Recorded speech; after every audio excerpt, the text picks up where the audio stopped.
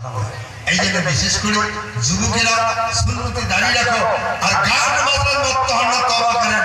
আর মুসলিম এলাকার মধ্যে ড্যাক বাজবে, মুসলমানের ড্যাক বাজাবে, এটা হতে পারে না।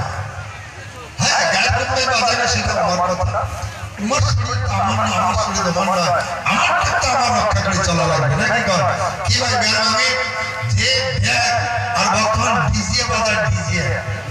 আরে বাবা ডিজে বাজার নেড়ে বা তোর কজ্জের মধ্যে ঢিপলে থাকবে, ঢিপলে তো হার্ট ব্লক হবে, হার্টের মধ্যে স্ট্রোক হবে, কোন কারণ যায় জুয়ার বয়সের যুবক সাপে পড়েন না রে বা যুবক, এটা আমি অনুরোধ করে অন্তত গুরুর মধ্যে ঝাঁপাবেন না। এই যে কথাগুলো মনে রাখবেন, বাচ্চা কাচ্চা কেমন করে চলে, কেমন ভাবে চলে সেটা দিক নির্দেশনা বাবা মা দিবে, দেখাইবে। অন্তত বাচ্চা যদি কোমলাবার যদি হারাবে সেটি হারবে, কিন্তু আদর করি করি করি করিয়া বাবা পুড়িয়ে দেয়া গেছে, এখন মশলাবে বিয়ে মশলা বলতে তোমরা ঘর মাঠটা খেয়ে যাবে, হয় কি না? এই জন্য বিশেষ করে অনুরোধ থেকে বাচ্চা কাচ্চার মধ্যে সব সময় নেক মেনে দেখবেন, একবার হলো তাহাজ্জুদের নামাজের টাইমে হলো 2 রাকাত নামাজ পড়ে আল্লাহ প্রত্যেকবার মধ্যে এসে বলে, হে বান্দা আমি হাজির, তুমি কি চাও, যেটা চাইবে আমি আল্লাহ সেটা কবুল করব। এই জন্য জিল্লে বাচ্চা কাচ্চা দুষ্টু দুষ্ট হয়েছে, জিল্লের বউ হ্যাঁ একদম মাতাল হয়ে গেছে, বিপদ হয়ে গেছে, কি করবেন, ডাকাবেন কেস হবে, মারামারি করবেন কেস হবে, জেলের জবাব দিবে। তার থেকে একদম সোজা পয়েন্টের কথা, পাঁচ ওয়াক্ত নামাজ তো পড়বই। আর দ্বিতীয় কথা হল আমরা তাহাজ্জুদ নামাজের সময় অন্তত আল্লাহর কাছে 2 রাকাত নামাজ পড়ে গভীর রাতে আল্লাহর কাছে বাবা যেটাই চাইবে, কসম খোদা আল্লাহ সন্তানের জন্য আল্লাহ শিখিয়ে দেওয়ার জন্য আল্লাহ মজবুত আছে। এই জন্য আল্লাহ আমাদের তৌফিক দান করুন। অন্তত মা বোনেরা এই নসরতটা করবেন দ্বীনের জন্য, বাস পরহেজগারি দেখান। যদি মসজিদ মাদ্রাসা সাদা করবে যায় ওগুলা বিশেষ করে এমন পরহেজগারি মসলা দেখায় যে আমার তো গার্জিয়ান বাড়ি নাই, আমরা দিয়ের বাবা।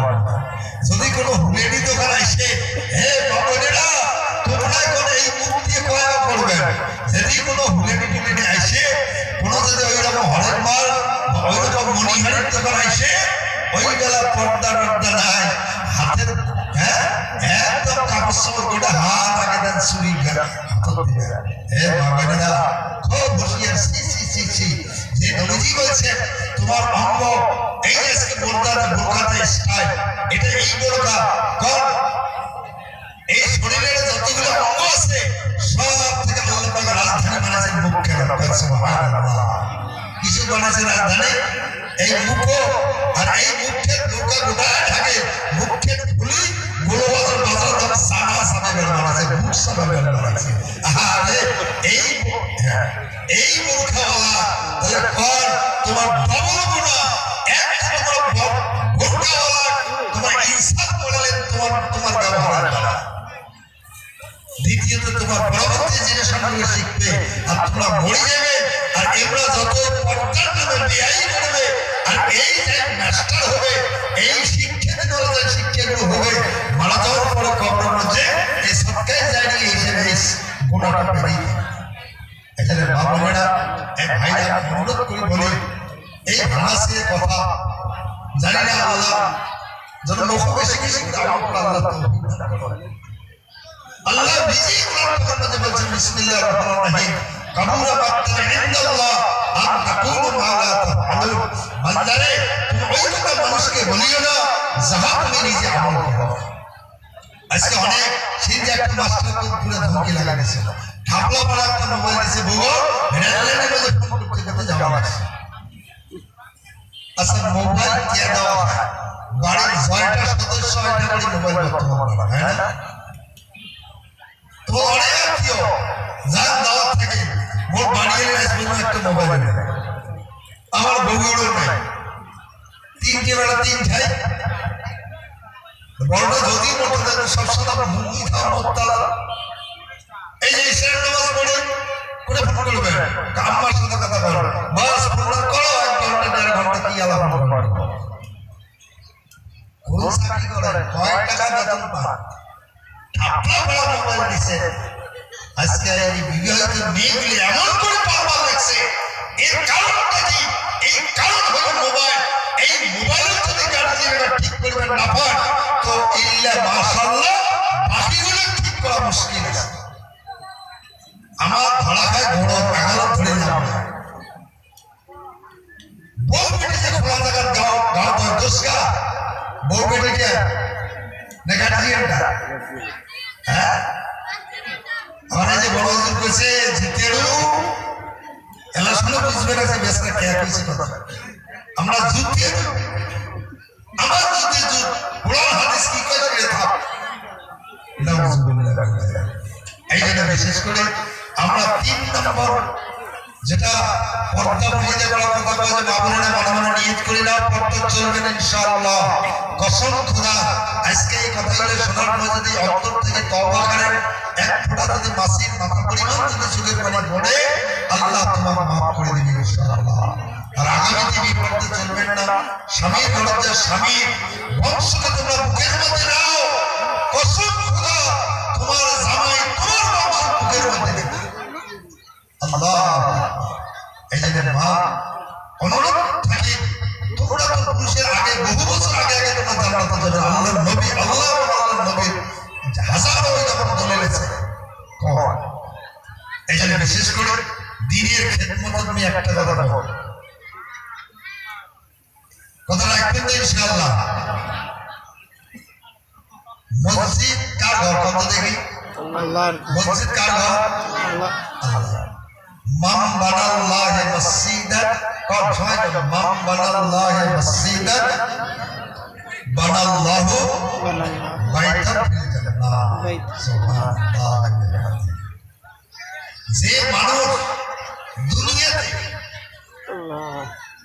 আনেওয়ালা নসলকে আল্লাহর ইবাদত বন্দী করার জন্য সুবিধা করে দিবে উসারে এত ফুট পাইতলে এত ফুট হাট এত ফুট যদি এতটুকু যদি ব্যবস্থাপনা করে দেয় মাম বানাল্লাহ মসজিদান কোন মানুষ যদি এই নিয়তে মসজিদ নির্মাণ করা আর্থিক শারীরিক মানসিক দৈহিক পরবর্তী যদি সহায় করে তো আল্লাহ বলেছেন বানাল্লাহু বাইতান ফিল জান্নাহ আমি ওই বান্দা বান্দির জন্য ওই জান্নাতের মতো অতটুকু দিগল পেছনটা ইয়েকুতের ভেতর করে আমি একটা বালাখানা নির্মাণ করে দেব সুবহানাল্লাহ। কি ভাই সকালে মনে আছে তো যে বালাখানা একটা আল্লাহ বানা আমার জন্য দেখে কাইকে চাই একবার হাত তুলি আল্লাহ দেখো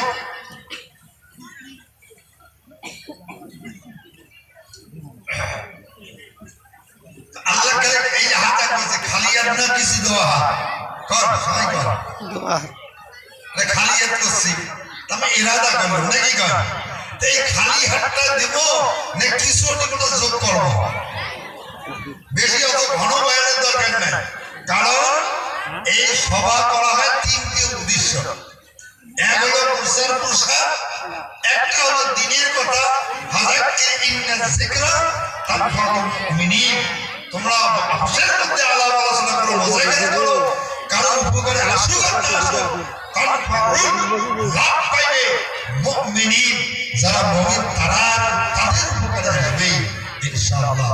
কি আজকে যে কথাগুলো কওয়া হচ্ছে শোনা হচ্ছে কিছু লাভ হবে না লাভ হবে না আজকে কুরবানির মধ্যে একবার ইনশাআল্লাহ যুবকগুলা হযরত উকবা নামাজ পড়তে যাবে উকবা কি নাম আছে উকবা এই উকবা ওনার বাবা মারা গেছে ওই চাচা অনেক পিটি মানুষ হয়ে যেতে 21 বছরের যুবক হয়েছে যেদিন নবীজি সাল্লাল্লাহু আলাইহি ওয়াসাল্লামের নাম শুনছেন আস্তে আস্তে আস্তে যায় নবীজির দরবারে গেতে গেতে দ্বীন ইসলাম কবুল করে ইসলাম গ্রহণ করছেন সুবহানাল্লাহ।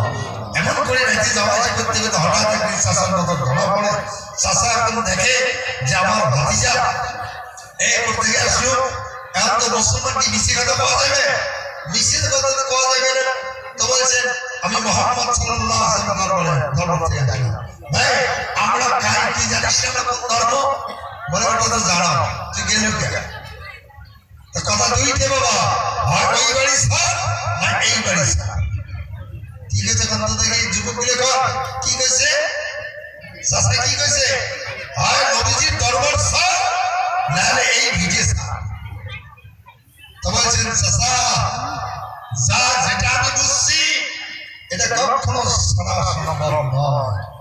খুব ধৈর্যের আদরের দুলার সন্তান, বাপ মারা গেলে কি হবে, তার চাচায় লালন পালন করে ওই জামানার মধ্যে বড় ধনীর ছেলে।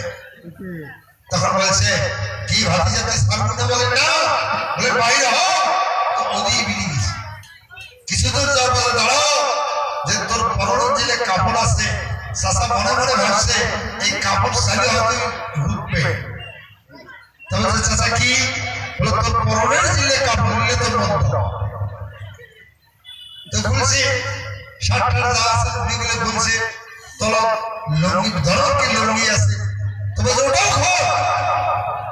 তবে চাচা আমি একটা যুবক ভাতিজা, এটাও কি দেওয়া লাগে? বলে না, তুই যদি মোর কথা না শুনিস ওটাও মনে মনে এই যুবক আমার আল্লাহ কেমন আল্লাহ শুনি না, মনে মনে গেছে আল্লাহ মুই সব ত্যাগ করতে রাজি আছি, রহমাতুল্লিল আলামিন নবীকে আমি ছেড়ে পারি না। আল্লাহ আমি পরনের কাপড় ছুড়ে দিতে রাজি আছি, তথাপি নবীজির দরবার নবীজির সুন্নাত ছেড়ে আমি রাজি না। এই কথা ছুড়িয়া ঢেল মারি দিয়া খুব ঝরে যাওয়া লাগছে। ওনার মা জানালার থেকে দেখতে লাগছে এই 21 বছরের সন্তান, যুবক সন্তান লাগছে।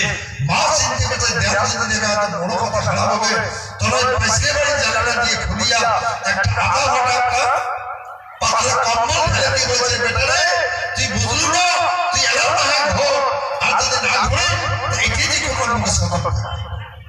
ওই পট করে হারিয়া আখ্যান কিনলেন, আখ্যান সাউটার হিসেবে গান মধ্যে দিলেন, দিয়ে দিয়ে দিয়ে দিয়ে সন্ধ্যা লাগে গেছে। নবীজি সাল্লাল্লাহু আলাইহি ওয়াসাল্লামের হুজুরের মধ্যে যা থপ থপ থপ থপ করে কাঁপতে লাগছে। নবীজির বয়ান শেষ করার পরে তিনি দেখে, এই বাবা তুমি কে? তখন বলছে আমি আমার ইসলাম কবুল করার পরে নাম দিয়েছে আব্দুল্লাহ। বলছে ইয়া রাসূলুল্লাহ আমি সেই আব্দুল্লাহ। বলে কোন আব্দুল্লাহ?